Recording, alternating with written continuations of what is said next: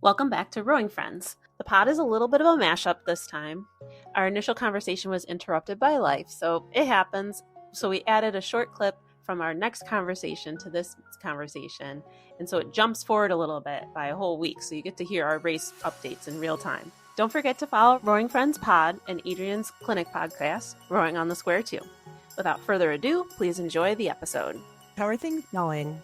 Things are good. It was a busy weekend. Sunday wasn't super busy, so that was nice. But it was a busy Friday, Saturday down in Philly. It was lots of fun. The kids had a good time. Some good racing. A boat made it to finals, so that was exciting. And yeah, it was good. And the weather was good compared to last year. It was awesome. It was a little windy at times, but not bad.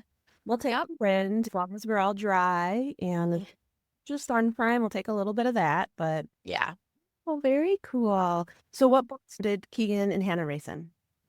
Keegan was in a freshman boys 8, and Hannah was in the senior girls double.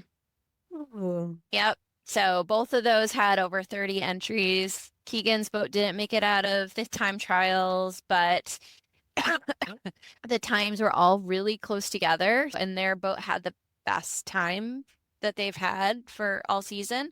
So they were happy with that, and I was proud to see them happy about that. So that was good. And even we noticed that Chaminade didn't make it out of time trials, and they had 3 freshman boys 8s at New York State's. So I was telling the kids, I'm like, listen, your whole group of freshmen are here racing.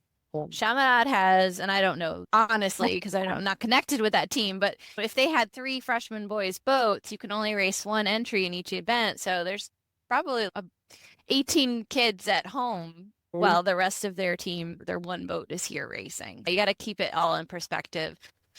And Hannah's boat made it to the semifinals.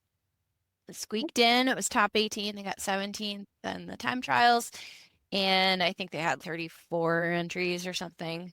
And they went into their semifinal with the slowest time going into it, but they beat a boat. So that was good. And they looked really solid, really strong.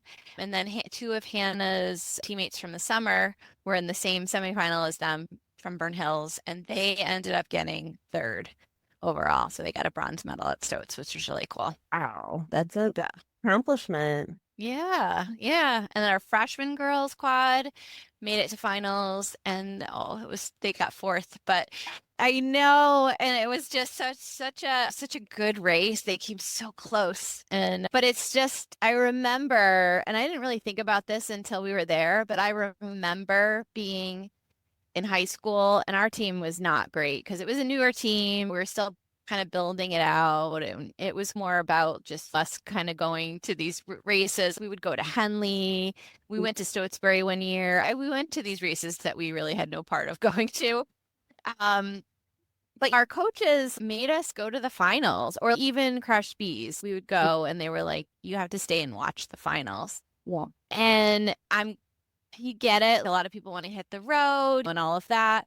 But the ones that stayed to watch the finals, yes, it's good to cheer your team on, but you just get this sense of what it's like. And I think can be very contagious because it's a totally different experience being in the grandstands at the finals versus time trials or even the semifinals. You just get that roar of the cheer of the crowd and how intense everything is. The announcing is usually a little more pumped up and everything. So I think it was good for the kids that were able to stay for the finals to just watch that and experience that. So yeah, it was good. And the trip home was luckily uneventful.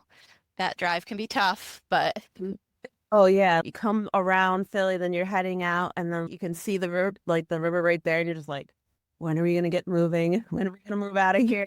And even once you get on the expressway and you're like out of the Philly area, it's still super congested because it was busy down there. My husband was watching golf, and he's rowing because they did a view over the Schuylkill. I don't know, it must have been B-roll or something like that because yeah, it was a coach's launch in 2 boats, and I was like, Salisbury's this weekend, it would be racing, but it was great that they put some B-roll of rowing on there. But I'm like, oh my gosh, so the PGA was down there while geez, that was crazy traffic wise, just like I don't know where. Here, there. Yeah.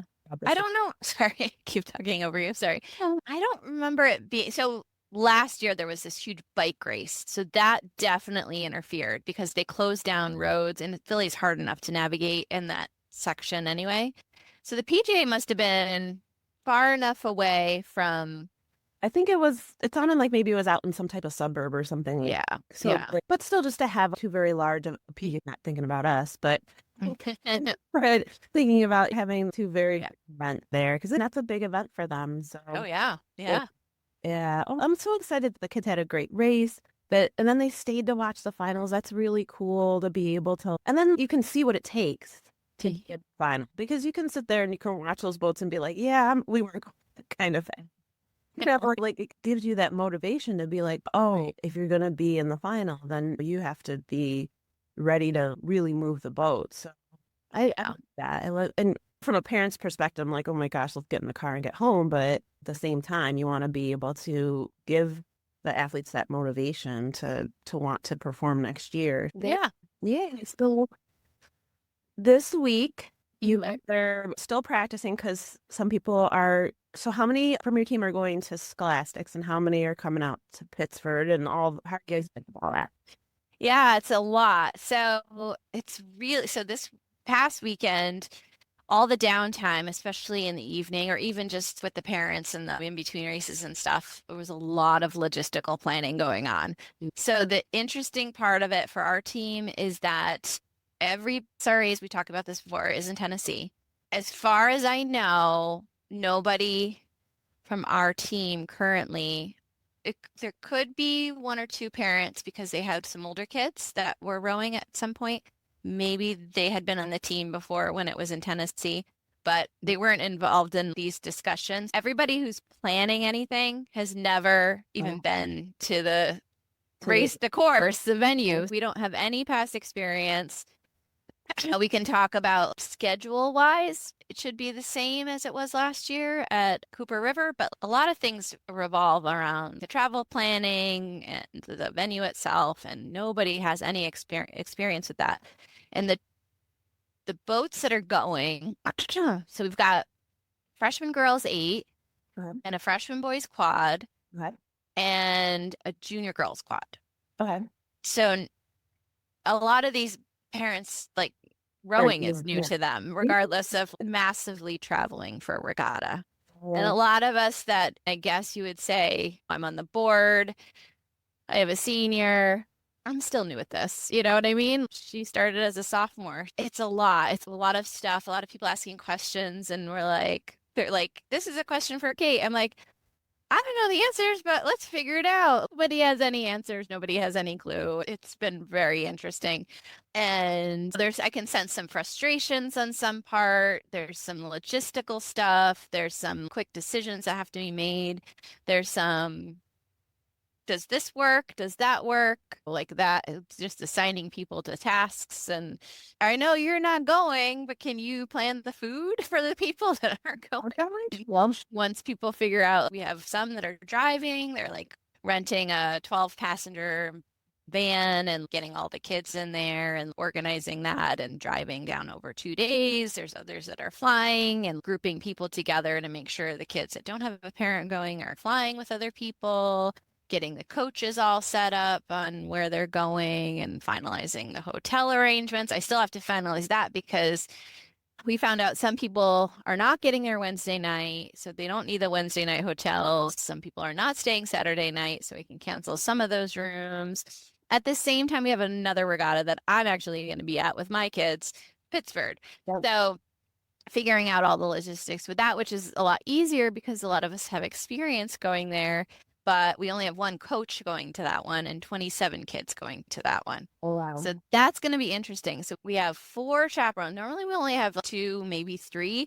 So we have 4 chaperones for that race, 1 coach, 27 kids, and then the other one, like I said, whatever that ended up being. So 8, is that 8 and 9? So 17 rowers are going to SRAs and then 3 coaches. So, yeah, it'll be fine. It'll all work out. There's just a lot of stuff going on all at once. How was your Memorial Day? very quiet. And it was good. It was needed. Didn't have to go If you flow. No, I needed that rest day. Oh my gosh. That's good. Yeah, we didn't really do much. I did coach yesterday. I was coaching out at Brockport, and Emma coxed for her second time. Yeah. She seems to like it. It's been going okay. Each time there's been a little, like the first time she kind of ran the boat into the rocks. And then yesterday the launch doesn't idle really all that great. And so it's hard to be directly behind them without drifting towards them. So I thought she had a good line to get into the dock, but it was like she was not in a good position, so she couldn't have everybody reach out and grab for the dock. So then there was a guy who was riding along. I'm like, hey, can you hop out and catch the boat? Yeah, so she did such a good job docking it the first time that I thought it would be easy, but no, had to work on the approach to the dock. So yeah, but she's doing well with that. So how was the end of Pittsburgh? It was good. Sorry, I was just responding to somebody on the board. So let's see. It was much better weather. So I saw you on the Sunday, so it was much better. Our boys ate. So were you there for Keegan's races at all? One of his I saw races. the time trial, right? Yeah, so he ended up getting fourth, so second in the B final. Our boys made the B final and got fourth. Oh. And was that it? I think the girls novice got third. Okay. And yeah, everybody packed up the trailer on time.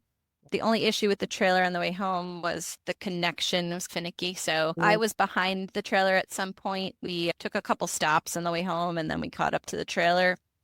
And I noticed that the lights weren't on. Yeah. But they said that they had been dealing with that the whole way. That's frustrating because it's not an easy fix. What are you supposed to do? Like, yeah. Oh, I did a webinar last Friday, and so I've got to follow up with those people and see how they're doing. I've got some clients tomorrow. I met a massage therapist last week, so I've been doing a lot of networking, and she gave me a massage, which is great. And then today I'm taking her out in the boat. So she said she worked for a semester. I forget where she said but she's never sculled before. So it'll be interesting. See what she thinks of sculling. But it'll be nice to get out in the boat and start taking people out in it. It's really good for that. It's probably not the best racing shell because it's like it's a club racer is the model of it from Wintech. So it's not a midweight boat. It's probably a heavyweight boat. It's for a bunch of big guys. So it's fabulous for me taking out people who don't know rowing because they can be really wonky with their hands. I can still kind of correct it myself without the boat feeling really tippy. And then I feel like the boat doesn't feel as narrow as some shells could feel. So it's a good thing. So yeah. So I'm going to take her out this afternoon. And then what do we got? Mikey has a meet. Emma has synchro, and Luke is at Camp Corey with the seniors. It's a senior camp 2-day. So yeah, cool. Yeah. So yeah, busy last week of May, trying to figure everything out. I've been working on the food and the catering for Luke's graduation. Getting that. Yeah. Have not started on anything with the graduation party, even picking a date. So it's going to be a late date for sure. I just haven't had any time, Adrian. It's been literally nuts with the team. Oh, I'm sure. It is so hard. People might think, oh, you're on the board, whatever, but it's a lot of work, especially for a rowing team. Are you going to talk about Pittsburgh? About your experience? Oh, sure. So Pittsburgh Regatta was this past weekend. It was my third time out on the water, and the double had just gotten fixed. And what I should have done was I should have just locked out the steering and just steered with pressure because that's what I normally do, but I didn't. And on the warm-up, the boat steered fabulous. It was really great. It was just like when we were at pressure, the boat was like definitely steering more towards starboard. And I don't know if that was like, as I'm coming up to the catch, I was moving my foot in the starboard direction. And so then we were getting this starboard pull. or if it was like me remembering last year that I needed to put more pressure into the starboard side or into the port side because we used to veer a lot to port. So long story long, when we got up there, we had plenty of time to get up there. It was raining and it was cold. When they lined us up, there was like one buoy that was like there. You know how usually they really let people go up really far and come around because you're gonna drift. We were drifting towards the start line the whole time. So everybody's sitting there backing it down, trying to get it correct. And then we were bow number 54 or something like that, or 52. And all the other bow numbers were coming up, but say it was like us 52 and 50, and then 8 and 47 show up. And you're just like, you're basically sitting almost there at the start line. Like, I wish they had probably brought us, because there's a double lock up there. Like, I wish they brought us up and through that and then just had everybody line up, and it would have been plenty of space. But hindsight was 2020, and it was fine. I felt like there was very little time to get up to speed. Like, basically, you were just paddling, and then it was like, bow 52, you're on it. And then the other thing, like, that was confusing was they had lane 1 and lane 2. And I thought that the odd number bow numbers were in lane 1 and even number bow numbers were in lane 2. But the boat that was behind us was 53, and they stayed in the same lane that we were in. And at the very beginning of the piece, like, they looked like they potentially would gain on us. And so I started moving towards the other lane because I was like, well, they're going to go past us. Like, I don't want to be in the way. And then they started moving to the other. Like, it was a comedy of errors. Like, and then by the time you finish, like, you get to that last bridge and people are cheering, you're just like, oh, the race is almost over. Maybe I should push. Like, it was like I was concentrating on like the steering and where I was supposed to be and where everybody else was. And like, it wasn't until the last 200 meters that I was like actually in my own boat and really think out what we were doing. But I guess that's what happens when we've been out 3 times and you go to a race and you're just not. Yeah.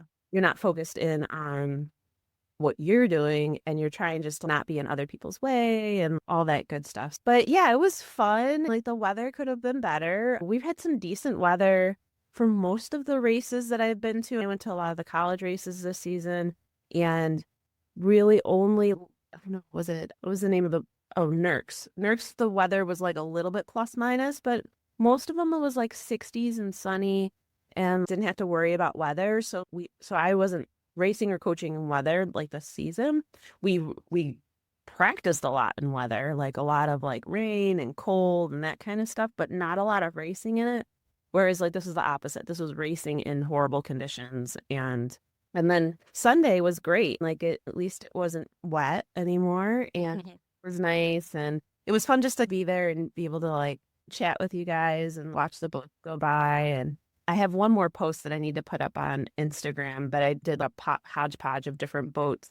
Asked people if I caught your boat, because there's really some great viewing from Pittsburgh because it is so crazily narrow. You can get some really great shots of people rowing, so I want to make sure I get all that out. But it was good. I'm a competitive person. Getting out there, not being 100% ready for what I'm doing is always like a little plus minus, but it's not the Olympics. It's just a local regatta. Put the blades in at the catch and take them out at the finish and have a good time and don't run anybody. And then that's it. Yeah. We came in 8th out of 13. Okay. Yeah, so like middle of the pack. Very like, I really felt like I didn't put a lot of push into it until that very like wet. And even just like looking at my Garmin, I was like, oh, we were just kind of. Thanks for listening to the episode. We have partnered with the Crew Stop. Do you need new rowing gloves? Save 15% with the code ROWINGONTHESQUARE when you purchase gloves or apparel from crewstop.com. More details in the show notes. If you'd like to talk to Adrien regarding your rowing needs, check out the show notes also for her call links and her website, rowingonthesquare.com, for details. Help grow the pod and follow us on the Instagram at rowingfriendspod. Happy rowing, everyone!